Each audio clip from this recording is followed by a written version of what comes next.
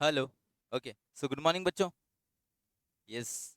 Okay, तो हम लोग है ना लास्ट सेशंस में आपको याद हो तो हम लोग मेंटेनेंस मैनेजमेंट पढ़ रहे थे ना, हमने वो चीज़ खत्म किया था मेंटेनेंस मैनेजमेंट का। फिर मैंने आपको बोला था कि हाँ, इससे रिलेटेड जो भी क्वेश्चन बन सकते हैं इसमें आप देखो कि कितना डिफरेंट डिफरेंट क्वेश्चन आप बना सकते हैं, वो कर सकते हैं। उसके बाद अगर देखें तो मैंने आप लोग का पेपर एक बार को चेक करा, लाइक आपके जो क्वेश्चंस आते हैं इसमें, तो मेरे को एक दो पैटर्न्स और मिले हैं जिस पे आपके क्वेश्चन बनता है एग्जाम में, उसी मेंटेनेंस मैनेजमेंट में, जो कि आपको अलग से उधर पढ़ने को नहीं मिला, बट इनको आप ऐसा मिसलेनियस टॉपिक्स करके लिख सकते हो। मतलब इन पे क्वेश्चन देखने को मिला, इसलिए फिर मैं ये करा रहा हूँ तुमको, नहीं तो मैं कराता ही नहीं फिर। बट हाँ, क्वेश्चन है, और ऐसा कोई ज़्यादा टफ भी नहीं है, सिंपल सिंपल है, फॉर्मूला हम लिखेंगे, फॉर्मूला यूज़ करेंगे और हो जाएगा। अब बात ये ना उसमें कि एग्जाम में आया था, फिर उसमें अपन ने ये वो रह जाता कि पढ़ा नहीं पढ़ा नहीं। तो सिंपल ये कि हाँ, फॉर्मूलाज ही हैं, तो तुमको फॉर्मूलाज के बेसिस पे ही करना है वो। तो एक बार मैं सारा चीज़ बता ही देता हूँ, फिर उसके बाद अपन वैसे भी लाइन बैलेंसिंग स्टार्ट करेंगे। बट उससे पहले ये चीज़ को अपन पहले कर लेते हैं। एक सेकेंड।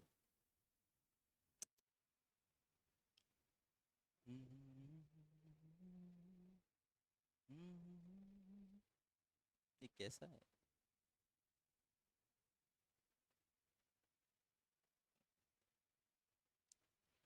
इसको देखो, तो इसको अपन ऐसा हेडिंग डाल के लिख लेते हैं, मिसलेनियस टॉपिक। किसके मिसलेनियस टॉपिक्स हैं ये? आपके मेंटेनेंस मैनेजमेंट के। ठीक है, क्योंकि 3-4 टाइम पहले के क्वेश्चन मेरे को देखने को मिला, इसलिए मेरे को लगा करा लेना चाहिए। क्या चीज़ है? तो देखो, सीधा सीधा नाम मैं आपको बताता। एक चीज़ आपका कहलाता है इसमें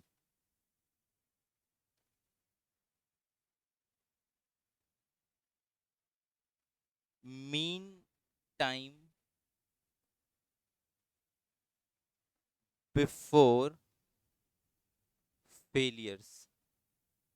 एक चीज़ आता है इसमें जिसको बोलते हैं मीन टाइम बिफोर फेलियर्स। अगर समझो फेलियर हुआ तो क्या रिक्वायर्ड रहेगा? अगर मान लो कोई तरह का फेलियर हो रहा है तो क्या चीज़ रिक्वायर्ड रहेगा? क्या करना पड़ेगा अगर फेलियर हो रहा है? तुम हाँ, रिप्लेस, यानी तो अगर वो कैपिटल वाला नहीं है, वो अगर तेरा टूल का है तो फिर, या कैपिटल वाला था तो कैपिटल वाले में डायरेक्ट रिप्लेस था क्या? पहले क्या था?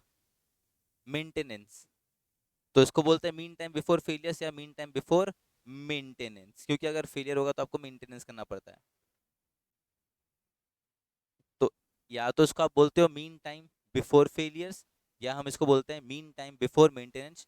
शॉर्ट में इसको बोलते हैं MTBF। MTBF, mean time before failure. Now what is mean time before failure?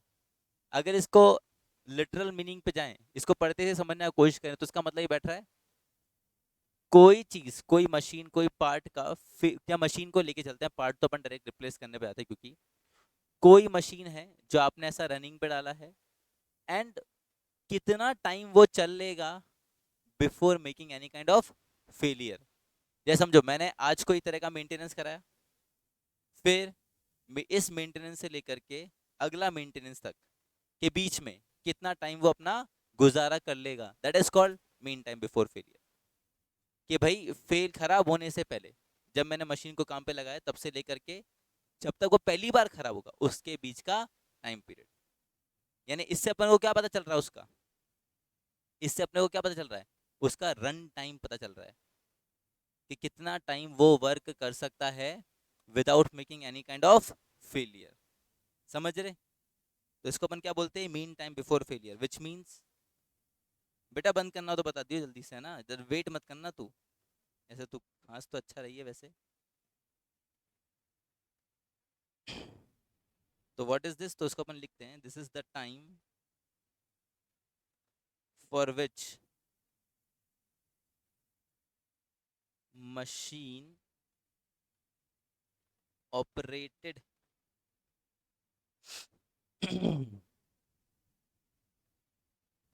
After repair. ये तुमने पहली बार को रिपेयर करा, मैंने जैसे बोला, तो उस रिपेयर से लेकर के अगले रिपेयर तक के बीच में तुम्हारा मशीन कितना चल लेगा।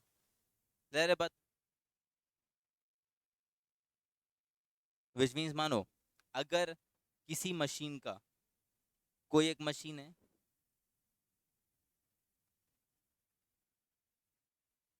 उसका MTBF तुमको दे रखा है 50 आवर्स, उसका MTBF तुमको दे रखा है 50 आवर्स। तो ये हमको क्या इम्प्लाई करता है, ये हमको क्या इम्प्लाई करता है कि yes that after a repair, very good, बिल्कुल तूने सही ऐसा बोला, after a repair a machine could run, a machine could run for 50 hours। ठीक है, a machine could run for 50 hours, इसका मतलब ये निकलता है। अब इसमें एक बात तुमको ध्यान रखनी है, वो क्या रखनी है कि MTBF हम जो यूज में लेते हैं, इसकी यूजेबिलिटी क्या है ना, ये फाइंड करके कर क्या लोगे सर। तो अगर इसके यूजेबिलिटी का फाइंड करूं, बात करूं यूजेबिलिटी, तो बेटा ये काम आता है आपके to check, to check reliability. क्या काम आता है, टू चेक रिलायबिलिटी। सर इससे रिलायबिलिटी क्या चेक होगा, अरे जो मशीन जितना ज़्यादा चलेगा, आप मतलब कोई मेंटेनेंस के बाद या रिपेयर के बाद जो मशीन ज़्यादा वर्क कर सकता है वही ज़्यादा क्या है, रिलायबल है।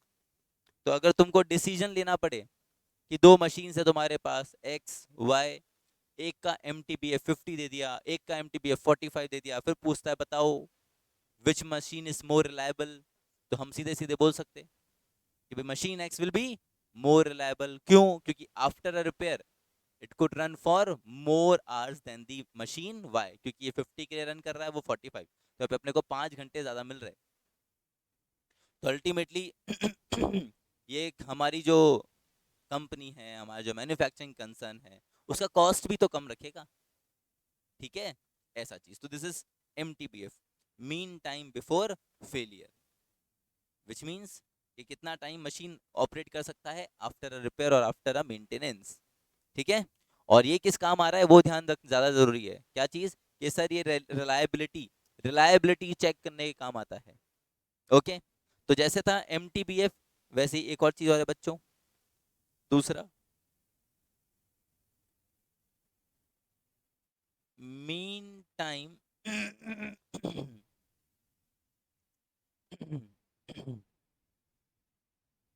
Mean time to repair, MTTR, MTTR, mean time to repair. Now what does this show, या इसका मतलब क्या है, तो बेसिकली इट शोज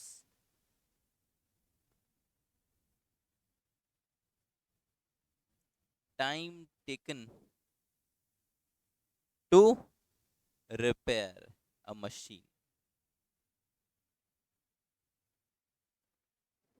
ठीक है, कि भाई कोई एक मशीन है जो खराब हो गया है, तो कितना टाइम लग रहा है उसको हमको ठीक करने में, रिपेयर करने में। अब मीन टाइम टू रिपेयर ये जानना जरूरी क्यों है, क्योंकि सर जितना टाइम वो मशीन रिपेयर में लगा रहेगा, उतना टाइम वो मशीन ऑपरेशन से दूर है। ठीक है, अगर वो ऑपरेशन से दूर है दैट मीन्स अगेन कॉस्ट बढ़ रहा हमारा, पर वो जो कॉस्ट है वो हमारा प्रोडक्टिवनेस की तरफ नहीं जा रहा है। इसलिए हम कौन सा मशीन के साथ जाएंगे, जिसका MTTR ज्यादा हो या कम हो, जिसका MTTR कम हो, जो मशीन रिपेयर होने में कम समय लगा है, वही हमारे लिए बेस्ट है। पर यहाँ पे MTBF में किसका सिलेक्शन कर रहे थे, जिसका ज्यादा था या कम था, जो ज्यादा था। वहां पे रन टाइम की बात हुई थी तो रन टाइम ज्यादा होना चाहिए, पर अगर टाइम टू रिपेयर की बात हुई तो टाइम टू रिपेयर कम होना चाहिए। अच्छा ठीक है सर, अच्छा और ये किस काम आता है, इसका भी यूजेबिलिटी देख लेते हैं।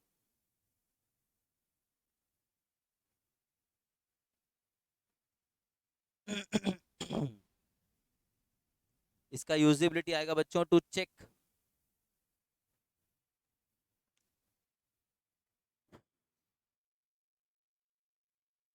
मेंटेनेबिलिटी की स्पेलिंग कैसा रहेगा? मेंटेनेबिलिटी, यस, मेंटेनेबिलिटी, कि मशीन कितना मेंटेनेबल है, कि कितना जल्दी ठीक हो जाता है। जो मशीन जितना जल्दी ठीक हो जाएगा उतना ज़्यादा मेंटेनेबल है, उसको मेंटेन करके चलना ज़्यादा आसान है। इसका मतलब मेंटेनेबिलिटी मतलब उसको मेंटेन करके चलना ज़्यादा आसान है, ठीक है। और ये जितना कम रहेगा उतना अच्छा, ऊपर वाला जितना ज़्यादा रहेगा उतना अच्छा। तो ये दो हो गए। सिमिलरली इन्हीं दो से मिलकर के एक तीसरा टर्म और बनता है जिसको हम बोलते हैं मीन अवेलेबिलिटी।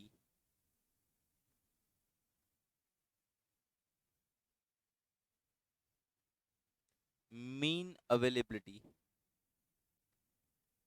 मीन अवेलेबिलिटी, इसका एक खुद का एक डिजायर्ड फॉर्मूला होता है।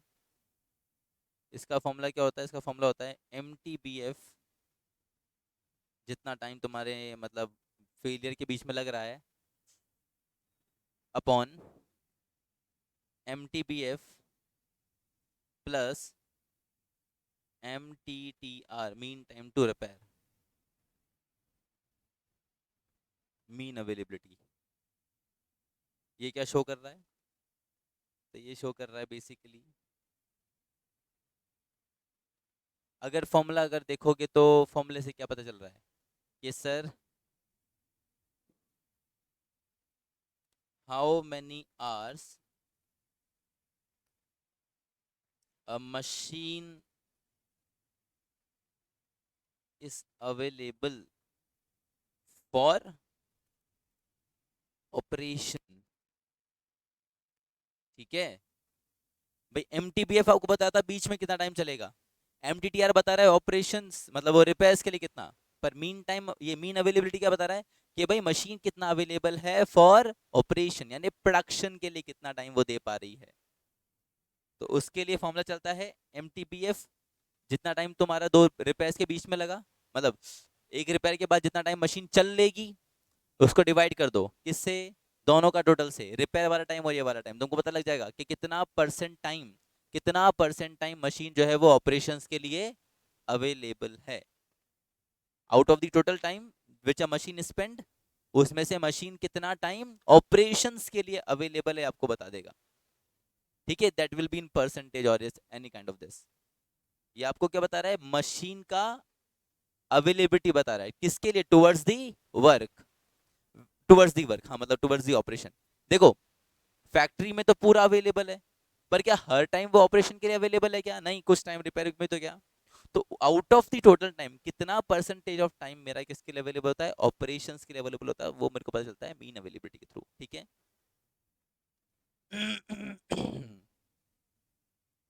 इसको ऐसा भी लिख सकते हैं,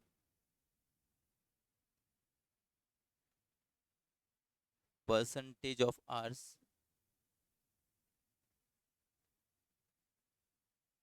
अवेलेबल फॉर प्रोडक्शन, खत्म।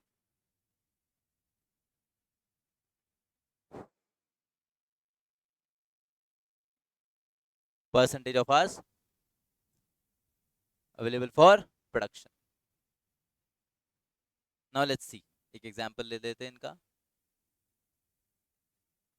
अच्छा इसका यूजेबिलिटी क्या है? इसका यूजेबिलिटी तो सिंपल है, अवेलेबिलिटी पता चल रही है अपने को मशीन की, तो usability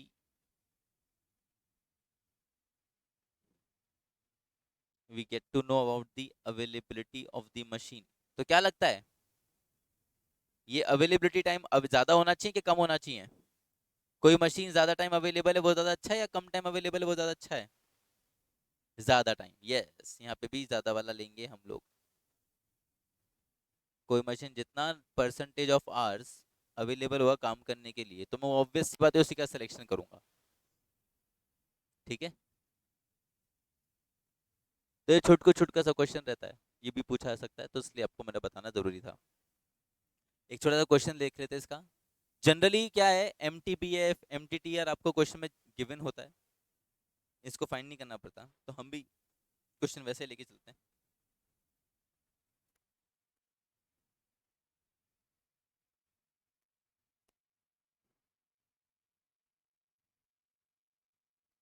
machines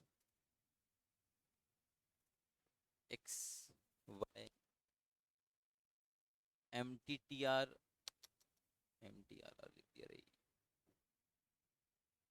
M T T R 58, M T B F 60, 100, ये चीज़ दिया हुआ है। अब आपको कमेंट करना है, ठीक है, इसके ऊपर कमेंट करना है। क्वेश्चन ऐसा है कि now comment on the reliability, ये रहा, ऑन दी रिलायबिलिटी, मेंटेनेबिलिटी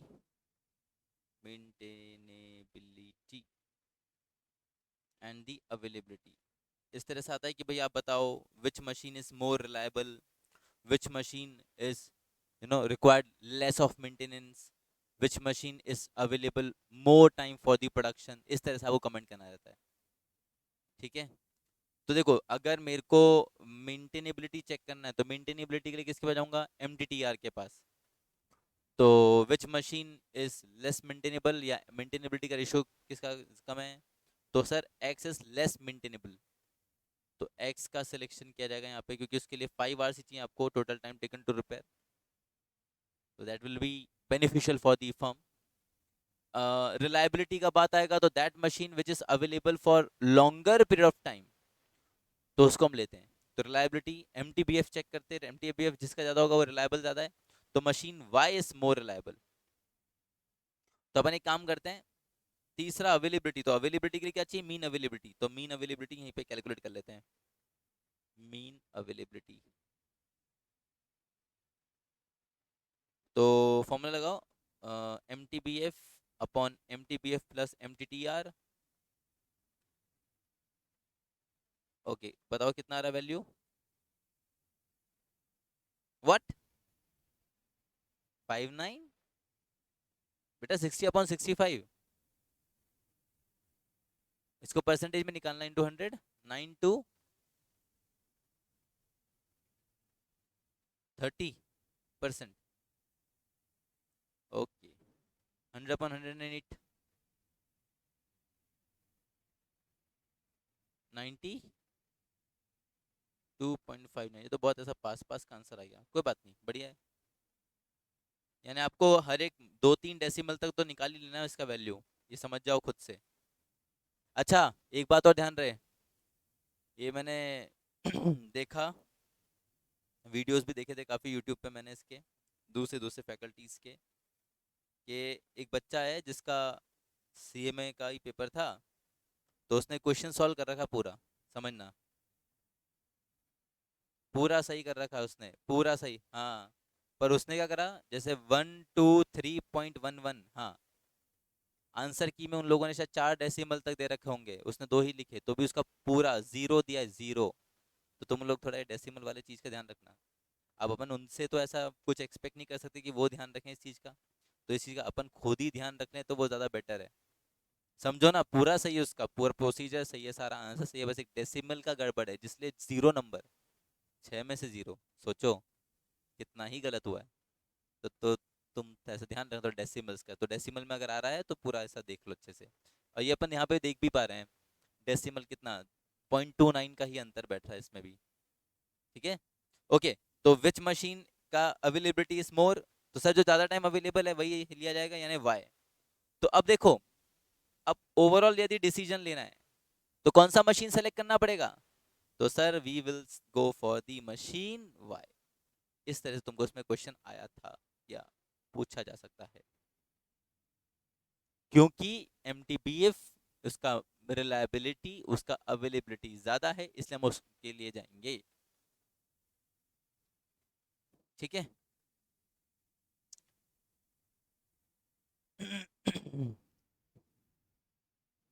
तो एक एग्जांपल हो गया, इसी पे एक क्वेश्चन जो तुमको एज इट इज पूछा जाएगा, मैं लिखवा देता, मैं प्रेजेंट कर दूं, नहीं चलो प्रेजेंट तो क्या करेंगे, प्रेजेंट नहीं हो पाएगा ढंग से, लिखा हुआ नहीं है।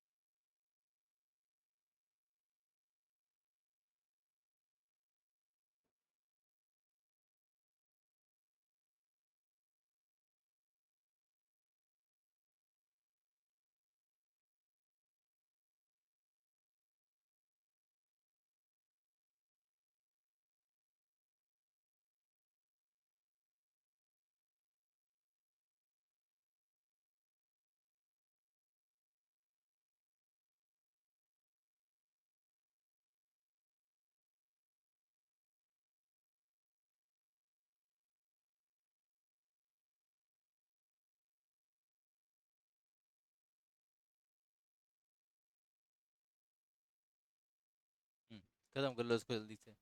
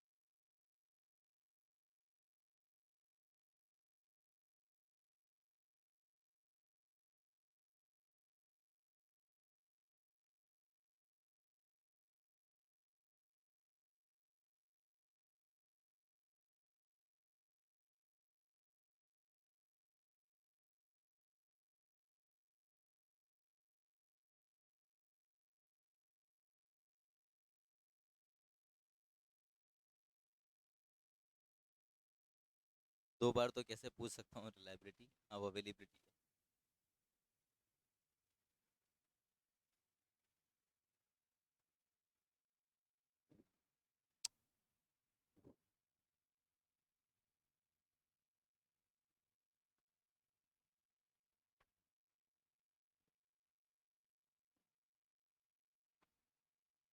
सब में बी आ रहा है, बहुत बढ़िया।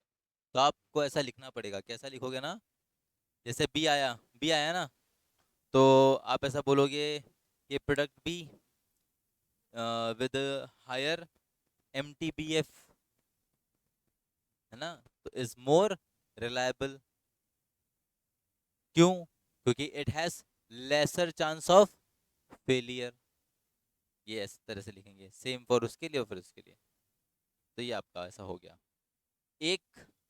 तो मिसलेनियस टाइप में ये तीन बताया मैंने आपको। एक चौथा एक और देखेंगे। चौथा अपन डायरेक्ट क्वेश्चन की फॉर्म में देखेंगे, क्योंकि मैंने डायरेक्ट क्वेश्चन का ही उसमें देखा था। चौथा मिसलेनियस का ये आपका फोर्थ हो जाएगा इसी में।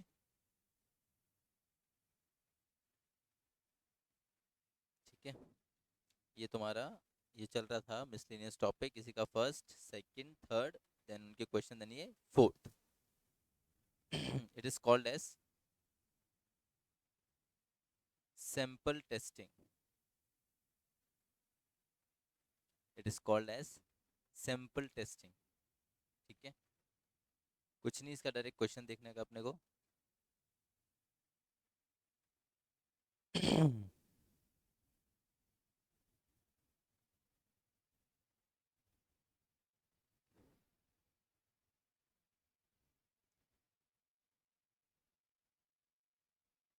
क्वेश्चन इधर ही प्रेजेंट कर देता हूँ ना, लिख क्यों रहा हूँ, रुको एक क्वेश्चन में इधर ही प्रेजेंट कर देता हूँ। इतना लिखेगा कौन, रुको रुको।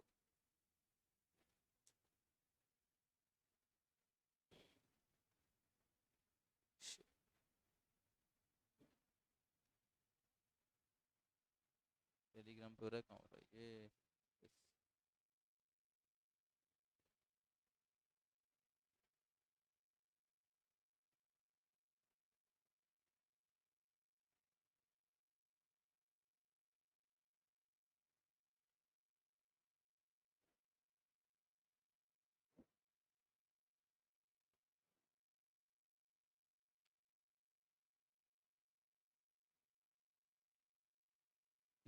ये रहा क्वेश्चन, देखिए। An electronic device component components manufacturing company carries out the A components testing for 25 hours, 25 क्या, 25,000 hours, 2500 hours, not 1000. A sample of 100 A components was put through this quality test, during which two components failed. If the average usage of the electronic device by the customer is 5 hours per day, and if 12,000 such devices were sold, then in 1 year, how many A components were expected to fail, and what is the mean time between failure for these components? एक तो MTBF निकालना है इसमें, last में आप देख रहे हैं, और एक उससे पहले पूछा गया, उससे पहले जो पूछा गया ध्यान देना, कि how many a components were expected to fail, कितने कंपोनेंट्स फेल होंगे ये बताना है। अब देखो क्वेश्चन में फोकस करो, क्या बोल रहा है? एक तो कोई इलेक्ट्रॉनिक डिवाइस मैन्युफैक्चरिंग कंपनी है, जो कोई ए नाम का कंपोनेंट है वो मैन्युफैक्चर करती है।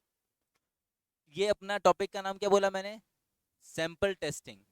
कि आप कोई चीज प्रोड्यूस कर रहे हो, आप उसको मार्केट में भेजने से पहले क्या करोगे? टेस्ट कंडक्ट करते हैं ना भाई। जैसे वो बोलते हैं कैसा, कि ये चले इतना इतना दिन, ये इतना इतना दिन चल जाता है चीज, इसका वारंटी गारंटी होती है, तो आप देखते हैं वारंटी फॉर 1 ईयर। तो वारंटी फॉर 1 ईयर कैसे? जब तक वारंटी पीरियड में रहेगा तब तक ठीक रहेगा, और जैसे ही वारंटी पीरियड ओवर होता है वो मशीन में, वो चीज में कोई ना कोई दिक्कत आने लगता है। क्यों? कैसे? क्योंकि ये कंपनी क्या करती है, उसका भी टेस्ट कंडक्ट करती है पहले, कि भाई हम कोई चीज प्रोड्यूस कर रहे हैं तो एवरेज बेस हम जानते हैं कि हाँ ये इस समय तो खराब नहीं होगी, खराब होगी तो इसके बाद ही खराब होगी। तो ये सारा चीज कैसे निकल गया था? सैंपल टेस्टिंग के थ्रू। कि तुमने कोई प्रोडक्ट, कोई कंपोनेंट कुछ भी बनाया है, दिख नहीं रहा क्या पूरा? हाँ। तुमने कोई भाई, तुमने कोई प्रोडक्ट ऐसा पूरा बनाया है, अभी तुम क्या कर रहे हो? उसका टेस्टिंग कर रहे हैं, सैंपल का टेस्टिंग कर रहे हैं। कितना सैंपल का टेस्टिंग करा है? तो देख क्या बोल रहा है कि एक कंपोनेंट्स टेस्टिंग फॉर 2500 आवर्स। तुमने वो कंपोनेंट को 2500 घंटे चलाकर देखा है, टेस्ट किया है। A sample of 100 components was put through this quality testing. कितने सैंपल पे ट्राई करा ये चीज तुमने? 100 सैंपल्स के ऊपर। क्या पता चला? कि through this quality test during which two components fail. तो आउट ऑफ 100 कंपोनेंट्स, जब तुमने 2500 घंटे उनको चलाया 100 कंपोनेंट्स को, तो 100 में से 2 कंपोनेंट्स तुम्हारे क्या हो गए? फेल हो गए। फेल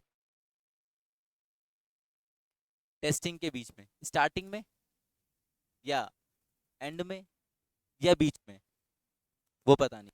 तो हम क्या मान के चलते हैं? बीच में फेल हुए। स्टार्टिंग में कैसे फेल हो गए? बीच में फेल हुए, ऐसा मान लेते हैं हम। ठीक है भाई, स्टार्टिंग नहीं लेंगे, क्या मानेंगे? बीच में फेल हुए। तो बेसिकली मेरे को अभी तक जो समझ में आया, 2500 आज तक हमने उन कंपोनेंट्स को चलाया है, मेरे पास 100 सैंपल हैं। जब उनको 2500 आज चलाया तो मान पड़ा 2 बीच में फेल हो गए। ठीक है, फिर क्या बोल रहा है इसके बेसिस पे? हमसे क्या चाहिए इसको?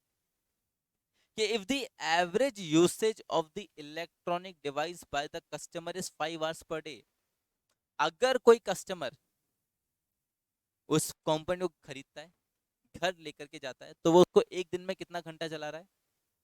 5 आवर्स चला रहा है। तो कितने आवर्स चल जाएगा? ये शायद मेरे ख्याल से पता लगाना होगा, आई गेस ये पता लगाना होगा। देखते हैं, आगे पढ़ते हैं। तो 5 hours per day, and if 12,000 such devices were sold. तुमने ऊपर 100 डिवाइसेस पे क्या था, या तुमको 12,000 डिवाइसेस का निकालना पड़ेगा। खैर, then in 1 year how many a components were expected to fail, वही निकालना है कि भाई, नहीं, हाउ मेनी मतलब कितने कंपोनेंट्स फेल हो जाएंगे। तुमने ऊपर 100 पे तुमने टेस्ट कंडक्ट करा, कितने फेल हुए? तो अब ये टेस्ट अब 12,000 तुम बेच चुके हो, तो एक साल में कितने फेल हो जाएंगे? तो ऐसा मत करना कि 12,000 डिवाइड बाय 100, इंटू 2, वो मत करना। क्यों? उनका रन टाइम था 2500 आवर्स। वो अपने आवर्स के बेसिस पे देखेंगे कि 2500 आवर्स चलने के बाद अपने को पता चला कि दो चीजें फेल हुई। अब यहाँ पे अपन को पहले ये निकालना पड़ेगा पूरे एक साल में इनका रन टाइम कितना था, मतलब कितना आवर्स चले। वो कैसे निकालोगे कितना आवर्स चले?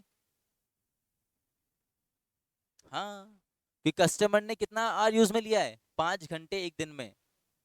तो कितने अपने को एक साल का निकालना है, 5 × 3 365 कितना आया? 1825। और कितने कंपोनेंट्स बेचे तुमने? 12,000। तो इंटू 12,000,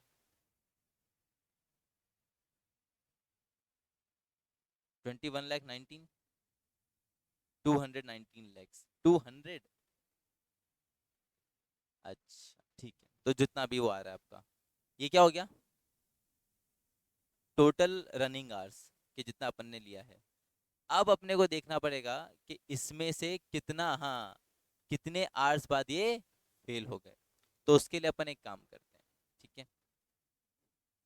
एक काम करो, पहले ये इन्फॉर्मेशन जो मेन मेन इन्फॉर्मेशन है इसको लिख लो कॉपी में, कि भाई जैसा कि टोटल रन वो टेस्टिंग आवर्स कितना था, तो टेस्टिंग आवर्स लिखो 2500। पहले जैसा बोलता रहा वैसा लिखो, testing hours 2500। Number of sample, number of sample 100। फिर हाँ, number of failures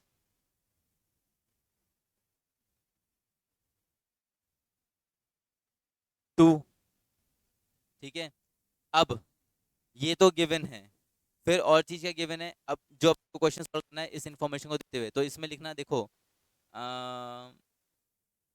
customer customer usage in a year, ये निकालो। तो इसके लिए कर लो कैलकुलेशन कि एक दिन में कितने घंटे, 5। अच्छा ठीक है, तो पहले वो लिख ले भाई तू, लिखो लिखो, हाँ पहले वो लिखवा देता, सही बात, नहीं नहीं बात सही करी बच्ची। तो कस्टमर यूसेज पर डे, बस कस्टमर यूसेज पर डे 5। ठीक है। फिर नंबर ऑफ डिवाइसेस सोल्ड, अभी ठीक, नंबर ऑफ डिवाइसेस सोल्ड 12,000। ठीक है, अब सारा इन्फॉर्मेशन अपने पास हो गया। तो अब वो निकाल लो पहले तो, कि नंबर ऑफ आवर्स कस्टमर ने जो यूज में लिया इन अ ईयर। तो जो तुमने बोला 5 × 365 × 12,000, क्योंकि सारे कंपोनेंट्स का निकालना है।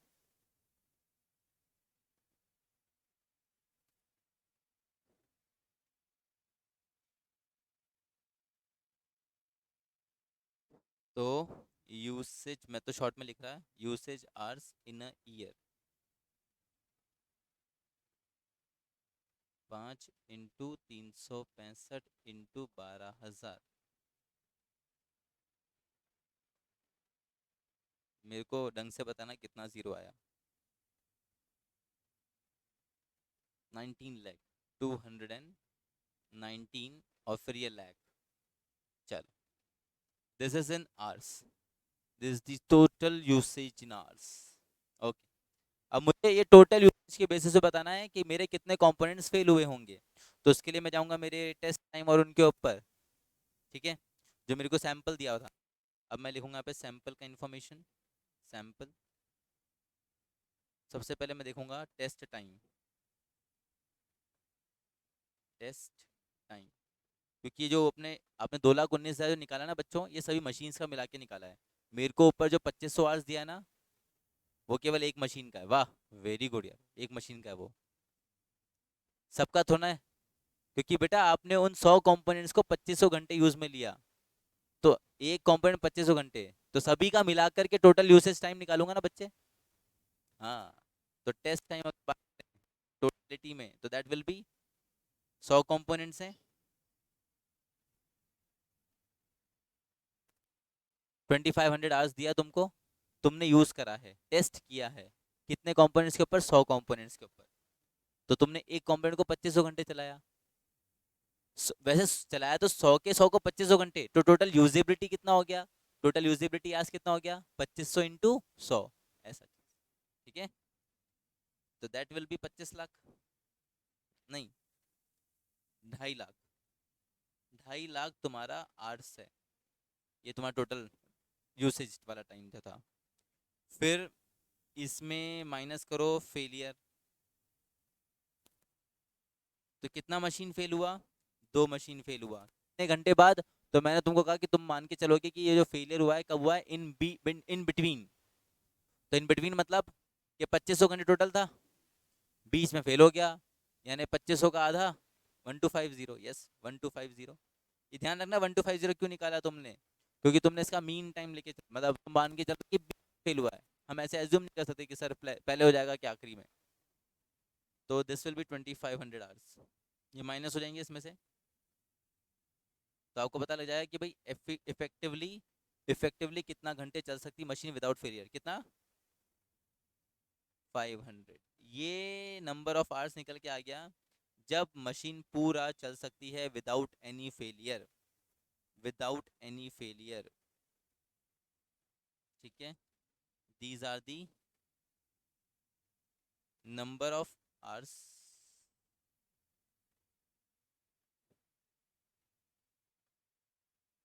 machine runs without any failure। ठीक है, इतना तो चल ही लेगी। तो अब तुमने जो कस्टमर हैं उनके यूजेबल आवर्स कितने निकाले? तो सर वो निकाले हमने 219 लाख, और इसमें से मशीन कितना आवर्स चल लेगी बिना रुके, मतलब बिना किसी फेलियर्स के? 2,47,500 आवर्स। तो नंबर ऑफ फेलियर निकालना हो तो ये तो दो का है, ये तो दो का है, ये 2,47,500 जो फेलियर जो आ रहा ना कि नॉन स्टॉप चल लेगी, ये कितने मशीन का? दो का। तो अब अगर मेरे को निकालना हो कि कितना फेलियर हो जाएगा 2,19,000 में, तो क्या करना चाहिए? तो इसके लिए वो अपना बचपन वाला कैलकुलेशन है ना, कि अपना टू फेलियर्स में, नहीं टू फेलियर्स में 2,47,500 आवर्स मशीन चला। ठीक है, दो फेलियर आए इसके बाद, ध्यान देना, मुझे निकालना था नंबर ऑफ मुझे क्वेश्चन में वही फाइंड करना था, how many components were expected to fail, यानी कितने फेलियर आएंगे। मेरे को क्या फाइंड करना है गरिमा जी? नंबर ऑफ आवर्स, मतलब नंबर ऑफ फेलियर्स, हाँ नंबर ऑफ फेलियर्स। तो 2,47,500 आवर्स यूज करने के बाद कितने फेलियर आए? दो। तो 2,19,000, अरे यार मैं भी इसकी तरह बोल रहा, 2,19,000, हाँ 2 लाख नहीं, 219 लाख आवर्स चलने के बाद कितने फेलियर आएंगे। तो इसके लिए कैलकुलेशन ये लिखो, डिवाइड करेंगे 247,500 से, मल्टीप्लाई करेंगे 2 से,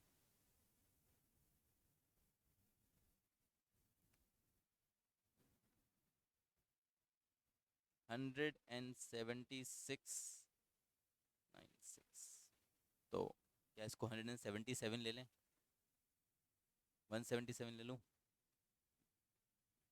0.04 का तो आप लोग मेरे ख्याल से कर ही लेंगे। तो 177 फेलियर्स विल बी देयर, ये सबसे पहला आंसर जो तुमसे पूछा गया कि नंबर ऑफ फेलियर्स बताना।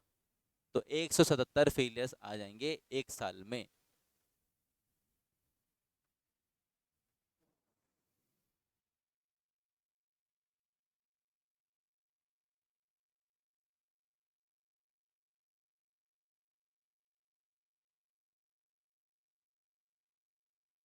के 219 लाख आवर्स चलने के बाद इतना फेलियर आएगा।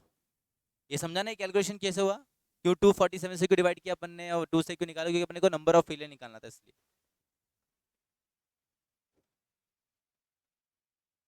तो this was the usage time, ये आप लोगों ने कैलकुलेट करके दिया था मुझे। ये अपना सैंपल दिया हुआ था, तो अपन ने सैंपल के बेसिस पे देख लिया कि भाई 2 फेलियर में कितना आवर्स चल पा रहा है, तो पता लगा इतना आवर्स चल सकते हैं।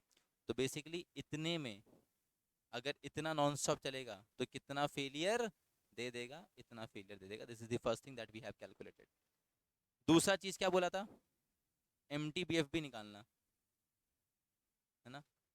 रुको, ये रहा कि भाई then in how many a components, नहीं, in 1 year how many a components were expected to fail, तो 177 components expected to fail, and what is the mean time before failure, तो mtbf निकालना है। चलो mtbf निकाल लेते हैं।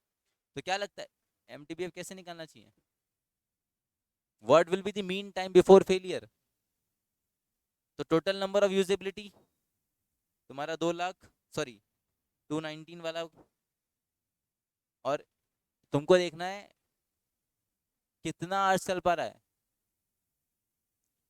तो इसको डिवाइड, नहीं नहीं क्यों, तुमको समझो मीन टाइम बिफोर फेलियर निकालना है।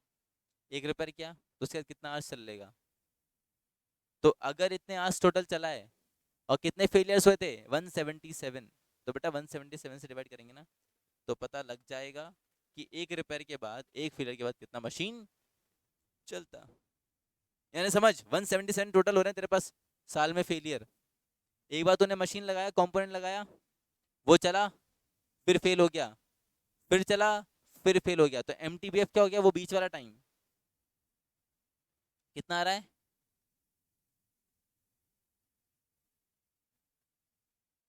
728.80 लिखूंगा मैं, तो पूरा लिखेंगे अपन बच्चे, आर्ट्स में ना, आर्ट्स में पूरा पूरा डेसिमल्स में लिखो, 720.81 आवर्स, इतना आवर्स ये इसका एमटीबीएफ है, इतना आवर्स से चल लेगा। This is the mean time before failure. एक बार पूरा कैलकुलेशन समझ लो जो अपन ने करा है, क्यों करा है, कोई सवाल आता है तो पूछ लो, हाथों हाथ देख लो।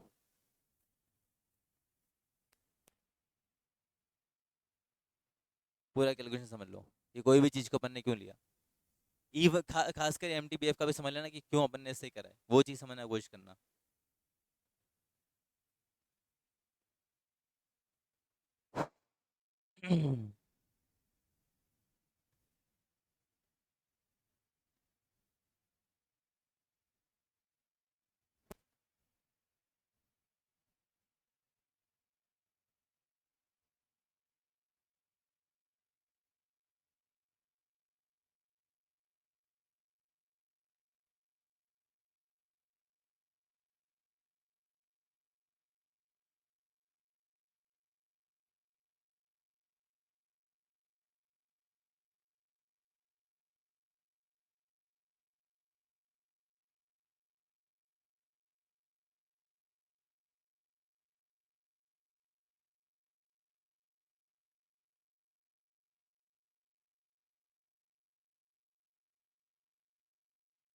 ये चीज़ समझ रहे हो ना, इसको नंबर ऑफ फेलियर से डिवाइड क्यों करा है, कि अगर मेरे पास इतने आवर्स हैं और नंबर ऑफ फेलियर निकल के आ गया, तो मतलब एक एक फेलियर के बाद मैं इतना इतना मशीन चला सकता हूँ। ठीक है। चलो, इसी के बेसिस पे एक क्वेश्चन और अपन ट्राई कर सकते हैं, इसी का एक लास्ट और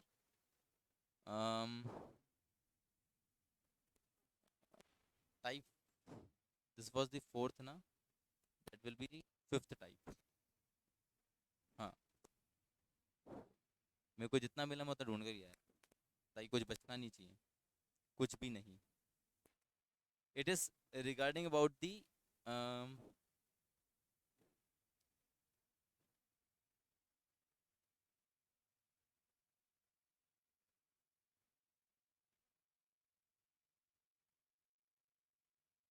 मेंटेनेंस करें, it is about the maintenance decision, ऐसा लिख, क्या किया जाना चाहिए। ये एक काम करूँ, इससे पहले तुमको टाइप्स ऑफ स्पेयर पढ़ा दूँ, फिर ये वाला चीज़ कराता हूँ।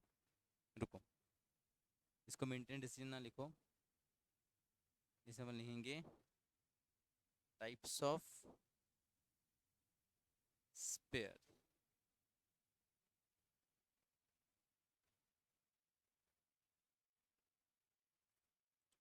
कुछ स्पेयर पार्ट्स होते हैं, आपने मशीन का बात करा, आपने टूल्स का बात करा, फिर आता है स्पेयर पार्ट्स। ठीक है, जिनका भी हमको काम लगता ही है इन द प्रोडक्शन प्रोसेस। तो ये topic basically it is about the types of spares, कि कितने तरह का स्पेयर्स होता है। एंड वो जो क्वेश्चन रहेगा वही टाइप्स ऑफ स्पेयर्स स्पेयर्स के बेसिस पे ही है। तो कुछ नहीं करना आपको, लिख लेना है कितना तरह का स्पेयर्स होता है। जैसे पहला एक होता है इसमें regular spares. What are regular spares? These spares are those which are high in quantity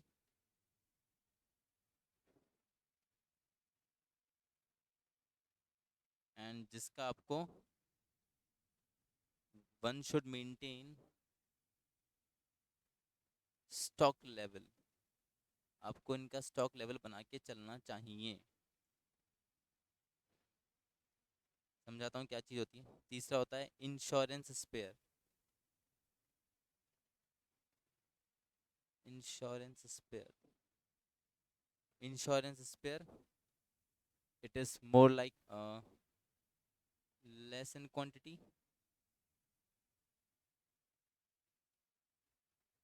and less usability।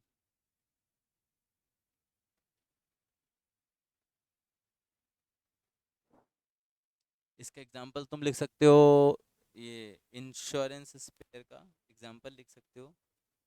जैसे गाड़ी, हाँ, गाड़ी में हम एक एक्स्ट्रा टायर रखते हैं ना, स्टेपनी, तो that is an example of insurance spare.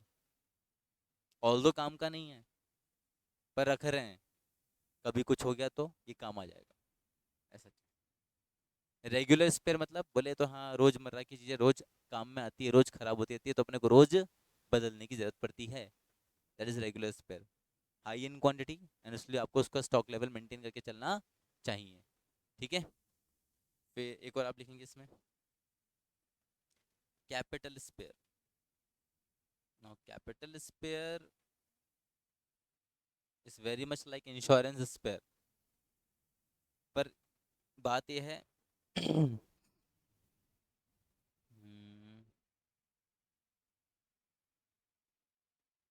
एक सेकेंड।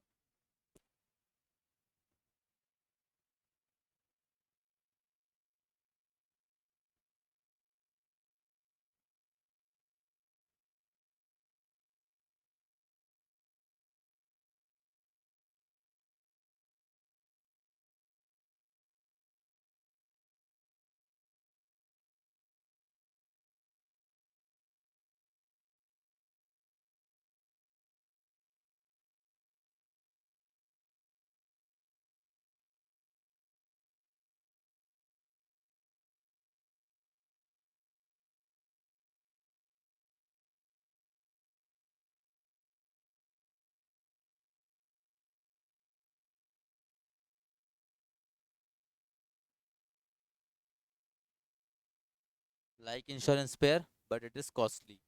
और एक लास्ट लिखोगे, that is rotable spare, you know, which can be refilled or which can be reused type, anything which have a reuse, which have a reuse। ठीक है, like it can be like printer का वो cartridge होता है जिसको आप बार बार refill कर सकते हो, इंक खत्म हो जाती है, इंक भर दो चल जाएगा वापस, that is the rotable spare. तो these are the four types of spares. एक होता है regular spare.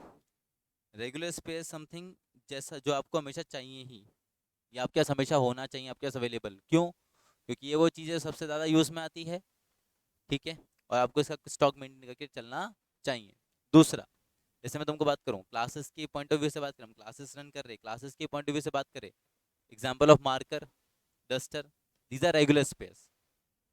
Insurance spare, it is something जिसका इतना यूजेबिलिटी नहीं है, पर इसको बहुत, मतलब क्या है ना, हम खुद ही मेंटेन करके चलते हैं। क्यों? कि अगर कभी कोई तरह का ब्रेकडाउन फेलियर होता है तो हम इसको क्या कर सके, फटाफट से यूज में ले सकें, that is the insurance spare, जैसे अपन ने स्टेपनी का बात किया।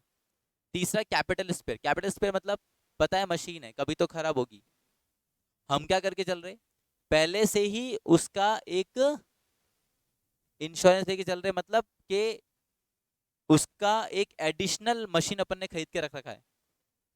जैसे समझो, एक एक हाँ, एक कार वॉशिंग का जगह है जहाँ पे कार वॉश होती है। तो वहाँ पे आपको पता है, जैसे वो एक होता है जिसपे मशीन कार को रखते हैं, फिर वो कार उसको ऊपर उठाती है, फिर उस पे मशीन लगा, ऐसा चलता है। तो हमने क्या कर रखा है, एक ऐसा, जो ये सिस्टम है जो कार को ऐसा ऊपर उठाता है ना, हमने एक सिस्टम ऐसा एडवांस में इंस्टॉल करके रख रखा है। ऑल्दो उसका यूजेबिलिटी नहीं है, एट अ टाइम एक यूज में आता है, पर हमने क्या कर रखा है कि मान लो ये कभी खराब हो गया, तो हम इसको क्या कर सकते हैं, यूज में ले सकते हैं। ये है इंश्योरेंस पेयर की तरह कि हम इसको यूज में ले सकते हैं, पर इट इज मोर कॉस्टली, क्योंकि यहाँ पे जो एक्सपेंडिचर करोगे it will be capital expenditure. हाँ, 2 मशीन खरीद के रख ली, एग्जैक्टली ये चीज। अब खर्चा तो है, पर क्या है, कॉस्टली। तो ये करना चाहिए नहीं करना चाहिए, वो वाली बात, वो डिसीजन। हाँ, ऐसा क्वेश्चन अपन करेंगे ना अभी, हाँ वही तो करना है जो क्वेश्चन में कर रहा था। एंड लास्ट आता है रोटेबल स्पेयर। रोटेबल स्पेयर है which can be reuse, refill. जैसे मैंने प्रिंटर कार्ट्रिज का एग्जांपल दिया, भाई प्रिंटर था, कार्ट्रिज था, उसमें इंक थी, यूज किया, इंक खत्म हो गया तो इंक वापस भर दो, कार्ट्रिज बदलने का जरूरत थोड़ा ना पड़ेगा, ऐसा चीज। तो these are the types of spare that we can get. अब इस पे क्वेश्चन कैसा, तो देखो क्वेश्चन पे नजर डालना। एग्जाम्पल कि अपन ने कोई कैपिटल स्पेयर है,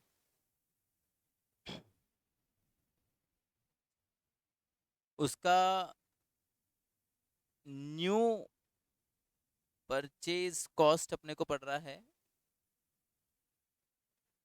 100 लाख।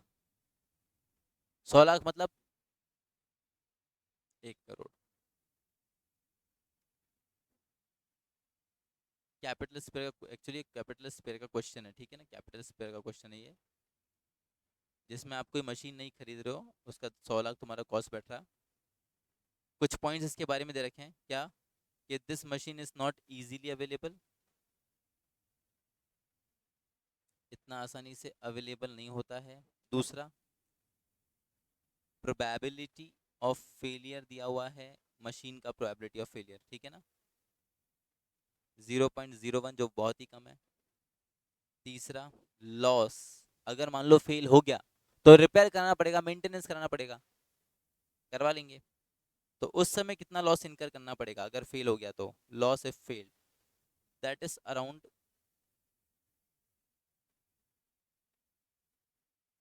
10 CR।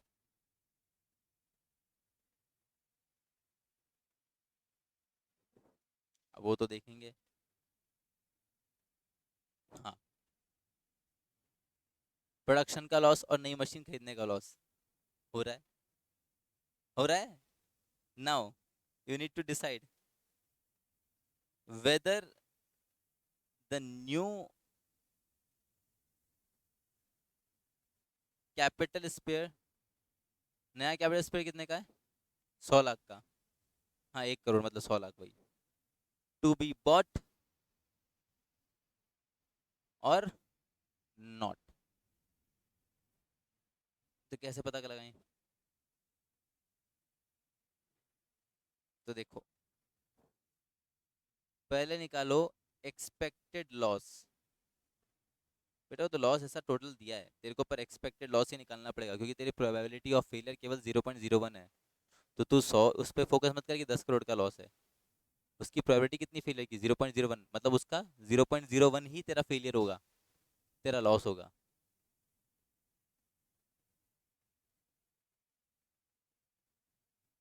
भाई लॉस है फेल, पर फेलियर कितना है।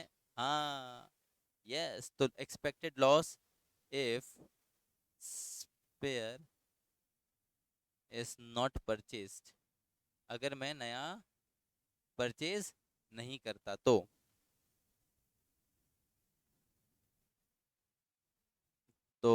10 करोड़ वैल्यू उसकी, और प्रोबेबिलिटी ऑफ फेलियर देख लो, 0.01 से मल्टीप्लाई कर लो 10 करोड़ को। 10 करोड़ में देख लेना कितने जीरो आ रहे हैं, तुम लोग अपने हिसाब से हिसाब लगा लेना। 10 लाख में 6, 7, 8, 8।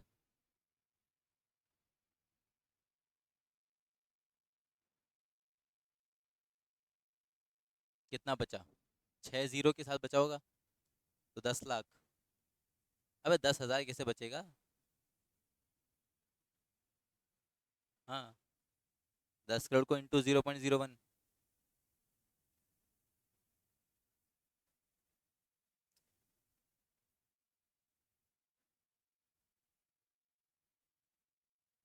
तो 100 से भी डिवाइड कर रही है क्या?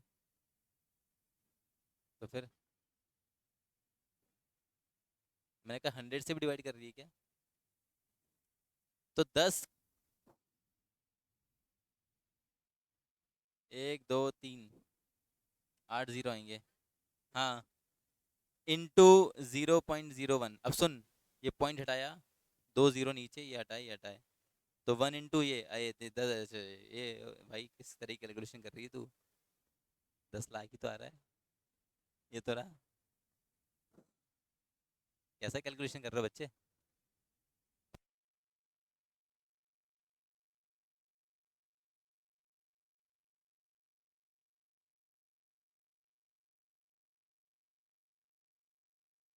परसेंटेज तो बोला ही नहीं मैंने। ओके, तो 10 लाख, 10 लाख का आपका फेलियर होगा बेटा, समझ रही है? तो वो मत देख कि 10 करोड़ था उधर, तेरा कितना होगा? 10 लाख का। और मान ले न- और अगर आप, ये तो कब कर रहे थे जब स्पेयर को परचेज नहीं कर रहे, समझ लो। क्योंकि प्रोबेबिलिटी ऑफ फेलियर वही था ना। मेरे को लॉस कब होगा? When there is a failure. Failure का कॉस्ट कितना? 10 करोड़। पर मेरा,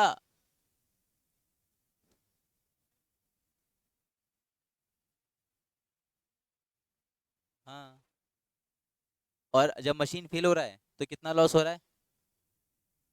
लॉस कितना हो रहा है? अरे दैट इज गिवन ना, लॉस इफ फेल्ड।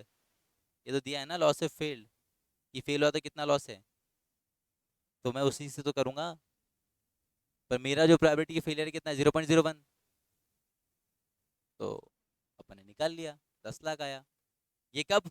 जब नया मशीन परचेस नहीं कर रहे तो इतना नुकसान होगा।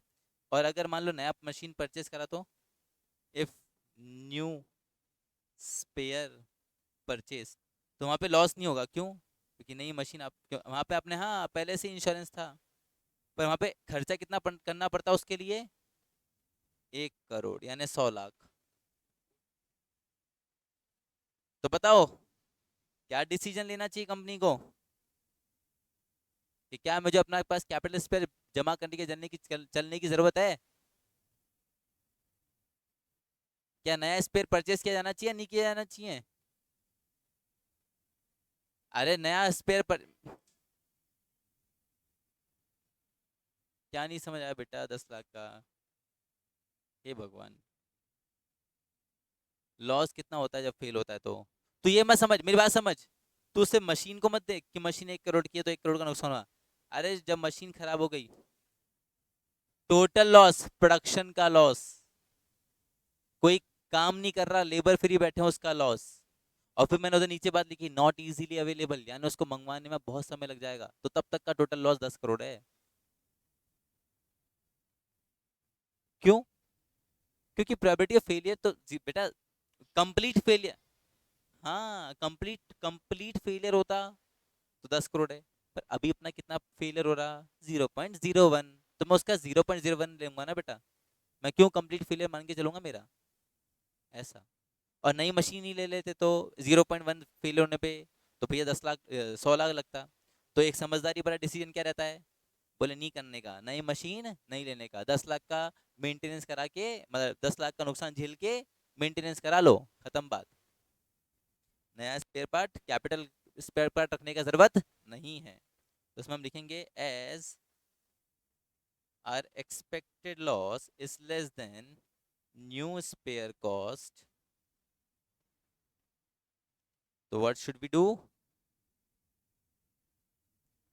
जिसने पूछा था हमसे कि new capital spare to be bought, तो new capital spare should not be bought. आया बात समझ में? नहीं खरीदना है, नहीं, ऐसा चीज। ये था बेटा एक क्वेश्चन। तो अभी ये मेंटेनेंस मैनेजमेंट तुम लोग का खत्म हुआ। इसमें जितना भी कुछ हो सकता था, जैसा भी अलग अलग हो सकता, सब मैं निकाल के ले आया था ताकि कुछ भी ना बचे। अब इसमें कुछ भी नहीं रहता इसमें, इसके बाद दिस इज द एक्सट्रीम। सब करा दिया, आगे पीछे इधर उधर यहाँ वहाँ। कैपिटल स्पेयर का भी हो गया अब तो। टाइप्स ऑफ स्पेयर तुमको बता ही दिया गया, ये तुमको करा दिया गया। टेस्ट सैंपल टेस्टिंग वाला, ठीक है, कैसे होगा अच्छे से प्रैक्टिस करने के बाद वापस से। MTBF भी बता दिया, रिलायबिलिटी एक्स, ये सब हो गया। तो अभी जाके आज जाके तुम लोग का ये मेंटेनेंस मैनेजमेंट पूरा खत्म हुआ है। ठीक है, तो now we have to put an end to this session. कल का सेशन में जो अपना, जिसको अपन एक्सटेंड करेंगे, अपन कल स्टार्ट करते लाइन बैलेंसिंग। लाइन बैलेंस किसका? हाँ हाँ बिल्कुल। लाइन बैलेंसिंग समझते हो क्या होता है? लाइन मतलब प्रोडक्शन लाइन। तो प्रोडक्शन लाइन को बैलेंस करना, that we will see in the next. ठीक है, चलो। तो लाइन बैलेंसिंग के लिए ऐसा अगले लेक्चर में मिलते हैं।